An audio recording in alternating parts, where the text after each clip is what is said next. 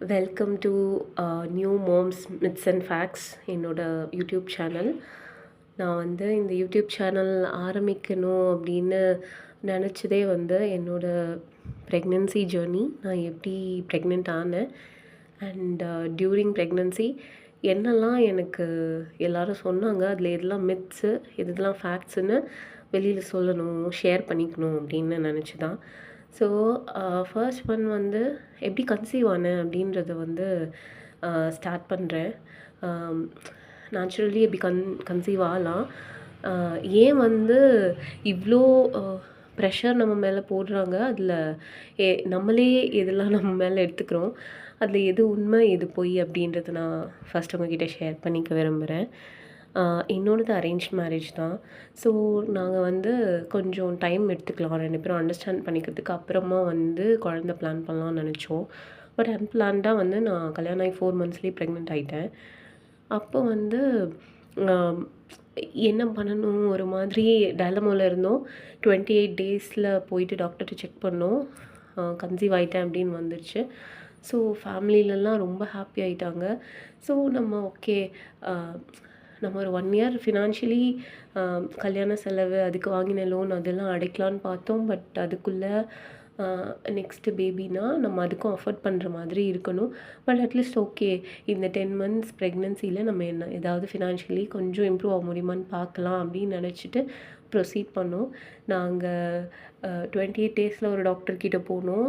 அவங்க கன்ஃபார்ம் பண்ணோன்னே அவங்களோட சீனியர் டாக்டரை நெக்ஸ்ட் டேவே மீட் பண்ணோம். ஸோ இதெல்லாம் எங்கள் வீட்டு பக்கத்துலேயே இருக்கிறதுனால டெய்லி டாக்டரை போய் பார்த்து டெய்லி ஸ்கேன் பண்ணிட்டாங்க. செகண்டாக பார்த்த சீனியர் டாக்டரோட அட்வைஸ் வந்து எங்களுக்கு கம்ஃபர்டபுளாக இல்லை.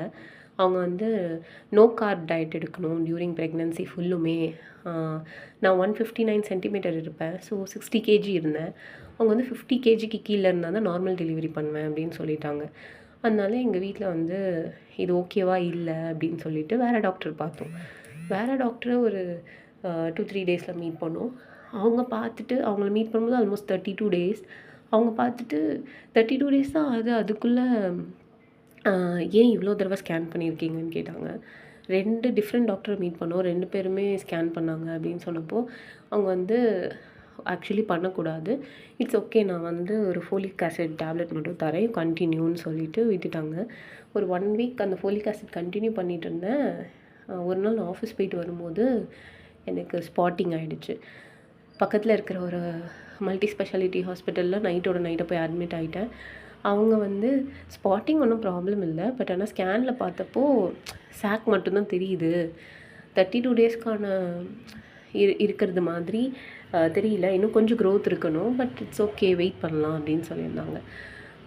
அவங்க வந்து ஒரு ப்ரொஜெஸ்ட்ரானோட இன்ஜெக்ஷன் வந்து எனக்கு டெய்லி போட சொல்லியிருந்தாங்க. அதை போட்டுட்டு 45 டேஸில் வர சொன்னாங்க.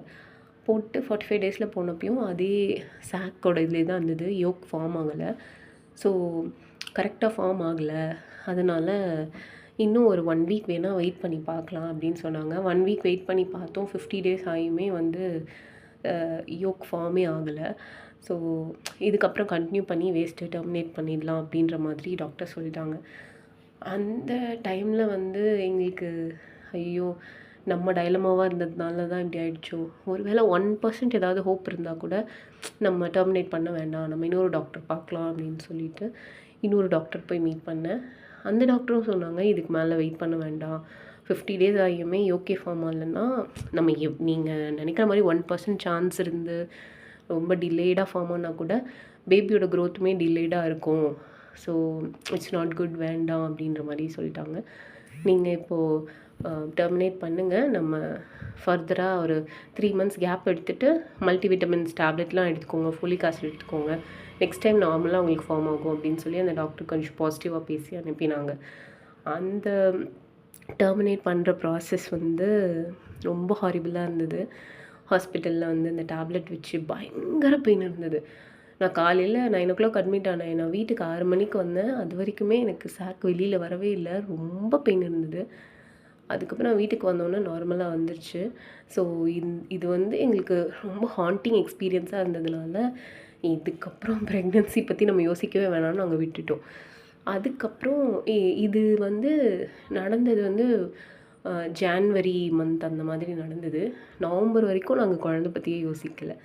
அதுக்கப்புறம் நவம்பர் மந்த் வந்தோடனே ஓகே திருப்பி ட்ரை பண்ணலாம் எப்படி இருக்குன்னு நமக்கு. இந்த தடவையும் அதே மாதிரி ஆகுதா, ஆகக்கூடாது பேசிக்லி அப்படின்லாம் நினச்சிட்டு அந்த டாக்டரை போய் ஃபஸ்ட் மீட் பண்ணோன்னா அவங்க மல்டிவிட்டமின் டேப்லெட் கொடுத்தாங்க. ஃபோலிக் ஆசிட் ஸ்டார்ட் பண்ணுங்கள் பார்க்கலாம் அப்படின்னு சொன்னாங்க. நாங்கள் மாத்திரை போட்டுட்டு ஸ்டார்ட் பண்ணோம். அந்த மந்த்து நான் ப்ரெக்னென்ட் ஆகலை. உடனே எனக்கு ரொம்ப பயமாக இருந்தது. ஐயோ ப்ரெக்னென்ட் ஆகலையே அப்படின்னு சொல்லிட்டு திருப்பி அந்த டாக்டரை போய் மீட் பண்ணேன். இந்த மாதிரி 1 மந்த் ட்ரை பண்ணோம், வரல. நீங்கள் இவ்வளோ ஸ்ட்ரெஸ் எடுத்துக்கிறீங்க, ஒரு 3 மந்த்ஸாவது ட்ரை பண்ணுங்கள், இப்போ தானே ஃபோலிக் ஆசிட் போட ஆரம்பிச்சிருக்கீங்க அப்படின்னு சொன்னாங்க. நெக்ஸ்ட் மந்த்து ஓகே அப்படின்னு மாத்திரை கண்டினியூ பண்ணால் 30 டேஸ் தள்ளி போச்சு. So 30th day Jan 1. So Jan 1 okay 30 days ஆச்சு, நியூ இயர் அதுமா நம்ம கன்ஃபார்ம் ஆக போகுது அப்படின்னு சொல்லிட்டு பெசன்ட் நகர் பீச்சுக்கு நைட்டு 12 மணிக்கு போயிட்டு இந்த நியூ இயர் செலிப்ரேஷன்லாம் பார்த்துட்டு நல்லா பீச்சில் நடந்துட்டு வீட்டுக்கு வரேன். ரொம்ப ஸ்ட்ரெயின் பண்ணதில் பீரியட்ஸ் ஆகிடுச்சு. ஸோ ரொம்ப கஷ்டமாக இருந்தது. ஸோ Jan 4 போய் டாக்டரை மீட் பண்ணேன். இந்த மாதிரி 30 டேஸ் தள்ளி போயிட்டு வந்திருக்கு அப்படின்னு. நீங்கள் திருப்பி அதையே யோசிச்சுட்ருக்கீங்க. நீங்கள் வந்து அந்த ஓவுலேஷன் பீரியட் ஆஃப் டே 8லேருந்து டே 14க்குள்ளே நீங்கள் ஆல்டர்னேட்டிவ் டேஸில் ட்ரை பண்ணிங்கன்னா தான் ப்ரெக்னென்ட் ஆக முடியுன்ற மாதிரி அந்த டாக்டர் சொல்லிட்டாங்க. சரி ஓகே அப்போ Jan மந்த் அதையும் ட்ரை பண்ணலாம் அப்படின்னு சொல்லிட்டு அந்த மாதிரி வந்து ட்ரை பண்ணி பார்த்தோம். Jan 26 திரும்பி பீரியட்ஸ் வந்துருச்சு. இந்த 3 மாதம் வந்து அவ்வளோ ஸ்ட்ரெஸ் எடுத்துகிட்டு இருந்திருக்கேன். பீரியட்ஸ் ஆனால் எனக்கு அவ்வளோ கஷ்டமாக இருக்கும். என்ன எனக்கு இப்படி ஆகுது, நம்ம ஃபஸ்ட்டு ப்ரெக்னென்சி வந்து சரியாக ஃபார்ம் ஆகலை, நெக்ஸ்ட்டு நான் ப்ரெக்னென்ட்டே ஆகலை, அப்போ எனக்கு தான் ஏதோ பிரச்சனையா அப்படி இப்படின்னு ரொம்ப போட்டு குழப்பிக்கிட்டு அப்புறமா எனக்கு தோணுச்சு நான் என்னை பற்றியே யோசிச்சுட்டு இருக்கேனோ, என்னோடய ஓவுலேஷன் என்னை பற்றி, மேபி என் ஹஸ்பண்டுக்கு ஏதாவது ப்ராப்ளம் இருக்குமோ, அவருக்கு நான் கேட்கலையோ அப்படின்னு நினச்சிட்டு ஒரு மேல் டாக்டரை போய் மீட் பண்ணோம். அவர்கிட்ட போயிட்டு எனக்கு தான் பிரச்சனையான்னு இவ்வளோ யோசித்தேன், எனக்கு இவர் சைடும் பிரச்சனை இருக்குமா அப்படின்னு நாங்கள் கேட்க போனோம். அப்போது அவர் வந்து பிரச்சனை யாருக்குமே இல்லை, உங்களோட மைண்டில் தான் இருக்குது. ஃபஸ்ட் டைம் நீங்கள் எதுவுமே 8th day 12th day எல்லாம் யோசிக்காமல் நீங்கள் மாட்டி கேஷுவலாக இருந்தப்போ ப்ரெக்னென்ட் ஆனீங்க இல்லையா, இப்போது நீங்கள் ரொம்ப ஸ்ட்ரெஸ் எடுத்துக்கிறீங்க. ஸோ பிரெயினுக்கு நீங்கள் இது ஒரு ஆக்டிவிட்டி மாதிரி கொடுக்குறீங்க. ஸோ இன்றைக்கி டே 8 நீ இதை பண்ணணும், இதை நம்ம பண்ணியே முடிக்கணும் அப்படின்ற மாதிரி எடுத்துக்கிட்டிங்கன்னா அந்த ஆக்டிவிட்டி நடக்குமே தவிர ஹார்மோன்ஸ் எதுவுமே அதோட வேலையை பார்க்காது. So it is not just ஒரு ஸ்பெர்ம் அண்ட் எக் மீட் பண்ணுறது. It is about the hormones, how you enjoy. When you enjoy அந்த ஹார்மோன்ஸ் தான் வந்து லூப்ரிகன்ஸ் வந்து லேடிஸ்க்கு இனிஷியேட் பண்ணி ஸ்பெர்ம் ஸ்பீடாக போகிறதுக்கோ அந்த குவாலிட்டிலேயோ ஹெல்ப் பண்ணும். நீங்கள் இது வந்து மைண்ட் அண்ட் பாடி ஒர்க் பண்ண வேண்டியது. நீங்கள் உங்கள் பாடிக்கு மட்டும்தான் கமெண்ட் கொடுத்துட்ருக்கீங்க. உங்கள் மைண்டில் எப்படியாவது ப்ரெக்னென்ட் ஆயிடணும் அப்படின்ற மாதிரி எடுத்துக்கிறீங்க. அதை நீங்கள் அவருக்கும் பாஸ் பண்ணி இப்போ அவருக்குமே தான் மேலே ஒரு செல்ஃப் டவுட் வர மாதிரி ஆக்கிட்டீங்க. ஸோ இது கரெக்ட் இல்லை. இந்த மந்த் 2 பேரும் தயவு செஞ்சு அந்த 8th day 12th day 14th day எல்லாம் விட்டுருங்க. கேஷுவலாக உங்களுக்கு இன்ட்ரெஸ்ட் இருக்கா ப்ரொசீட் பண்ணுங்கள். இன்ட்ரெஸ்ட் இல்லையா அவங்கவுங்க வேலையை பாருங்கள். இந்த 1 month அவர் ஃப்ரெண்ட்ஸோடு சுற்றட்டும், நீங்கள் உங்கள் ஃப்ரெண்ட்ஸோட வெளில போங்க. Explore other things. வேறு என்ன இன்ட்ரெஸ்ட் இருக்குது, ஹாப்பி பிளேஸ் வேறு என்ன இருக்குதுன்னு பார்த்துட்டு அந்த மாதிரி இருக்க ட்ரை பண்ணுங்கள். தயவு செஞ்சு இதை பற்றி யோசிக்காதீங்க. இந்த 1 month அப்படியே ஃப்ரீயாக விடுங்க. நெக்ஸ்ட் மந்த் உங்களுக்கே புரியும் நீங்கள் என்ன தப்பு பண்ணுறீங்கன்னு சொன்னார். சரி ஓகே அப்படின்னு சொல்லிவிட்டு வந்துட்டோம். ஒரு 1 week அப்படியே அப்செட்டாகவே போச்சு. பை லக் என்னோடய கேர்ள்ஸ் கேங் வந்து ஒரு ட்ரிப் போட்டிருந்தாங்க. ஃபஸ்ட்டு எனக்கு சுத்தமாக போகிறதுக்கு இன்ட்ரெஸ்ட் இல்லை. ஏன்னா கல்யாணம் ஆனதுக்கப்புறம் நாங்கள் 2 பேரும் தனித்தனியாக அந்த மாதிரி போனதே கிடையாது. போனால் ஃபேமிலி ட்ரிப் நாங்கள் 2 பேர் சேர்ந்து இருக்கிற மாதிரி தான் ட்ரிப்ஸ் போவோம். ஃபர்ஸ்ட் டைம் சரி ஓகே அந்த டாக்டருமே தான் சஜஸ்ட் பண்ணியிருக்காரு, போய் தான் பார்க்கலாம் அப்படின்னு சொல்லிட்டு நான் அந்த கேர்ள்ஸ் கேங் ட்ரிப்போடு போனேன். ஒரு 1 week ட்ரிப் நான் போயிருந்தேன். அந்த டைமில் நிறையா இடத்துல ஐ மிஸ்ட் ஹிம். கல்யாணம் ஆனதுக்கப்புறம் எங்கேயாவது வெளில போனால் கூட அந்த பேக்கை தூக்குறதுலேருந்து, பிளான் பண்ணுறதுலேருந்து, சாப்பாட்லேருந்து, அவளுக்கு எது கம்ஃபர்ட் ஃபுட்டு, அவள் என்ன சாப்பிடுவா, அவளுக்கு என்ன பிடிக்கும், ட்ராவல் பண்ணிட்டு வந்தோன்னா அன்றைக்கி எந்த பிளானுமே வச்சுக்கக்கூடாது. அவளுக்கு ரெஸ்ட்டு வேணும்.